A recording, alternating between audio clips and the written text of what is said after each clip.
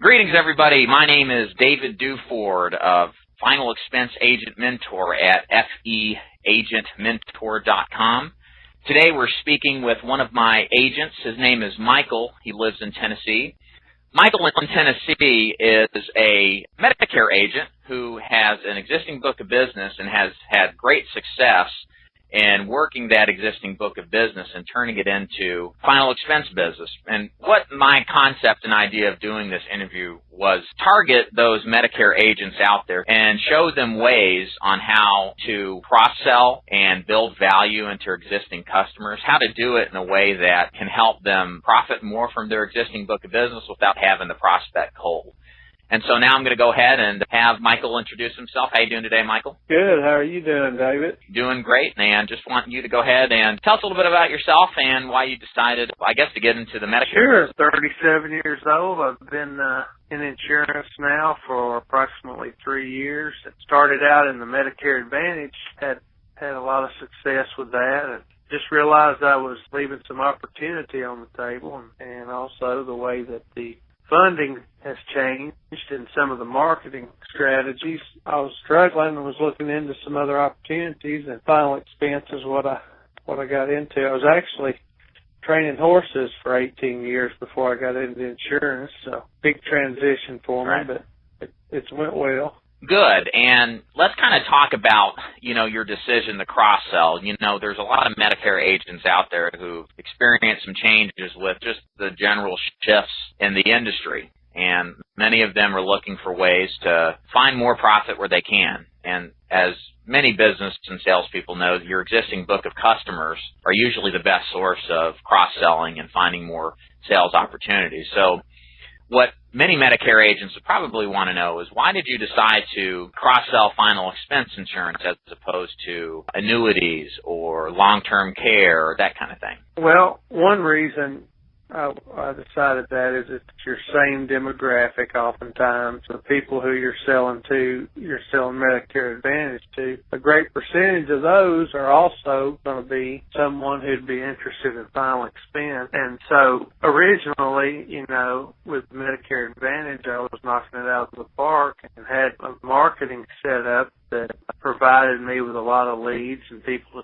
Some of the funding changed with some of the companies, and that dried up, and so I was starting to dry up, and I'm sitting there going, well, I got to find a way to get in front of people. Well, then this light bulb goes off. Hey, I've already got a large book of business. I don't need leads right now if I could just find something else. So I got lucky, blessed, however you want to call it, that I ran into David, and I thought I knew how to sell final expense just because I've heard enough, and I can't be that hard.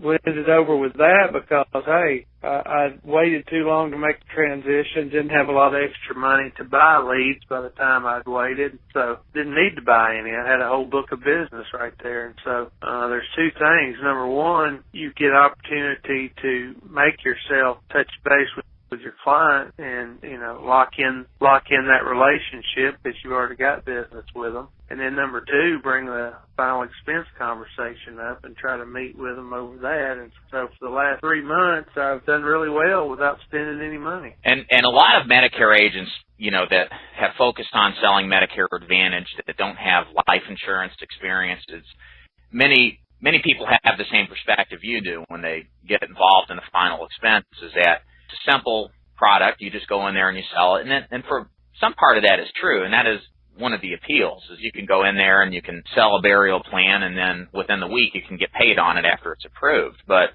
as you found out, it's a little bit more complicated than that, in the sense that what many Medicare agents don't know looking into this is that underwriting can differ dramatically between carriers. And on top of that, there's just a lot of bad business out there where agents have what we term clean sheet an application, which basically means they did not truthfully fill out the application.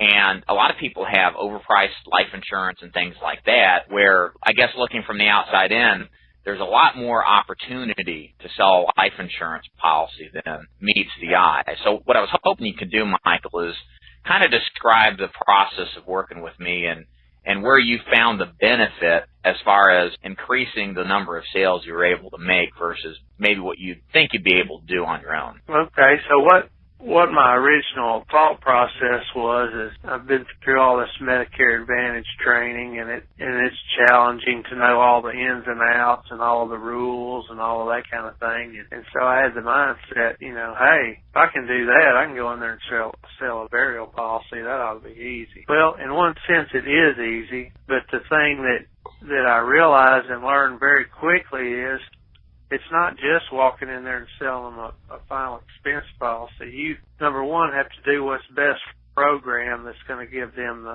the soonest coverage if they've got health issues, also the cheapest coverage. And you're able to do that, or when you're able to do that, not only are you doing right by your clients, you also you're going to solidify your business, because if you already got them in the best that they're qualified for, the next agent can't come by and steal it from you. And I didn't know that until I met David, and he taught me and was very accessible. It just is as simple as this. You go in there and there's other business on the table. You're sitting there and they've already got final expense, and he showed me a way to make sure that they were in the appropriate plan. And many times, because of the way the previous agent answered the question, or the company or the carrier they're with, they may think they have immediate coverage and they have no coverage because they're in a waiting period, and we're able to change, bring that to light and gain business that way. And there's no way in the world I could have known how to do that. I'm going to say, of the business I've written, I might have written a fourth of it by myself without a mentor or a person like David to guide me in the right way, because it's not just walk in and, here it is, you need 10,000 coverage and it's going to cost you, $50 a month. It's not that simple. It's easy in the fact that you don't have to deal with all the regulations and all the hoops to jump through, but there's some details that working with David makes it easier. And it's not one of these deals to whereas you get on here and some guy's saying, yeah, we'll take care of you, we'll support you, we'll teach you.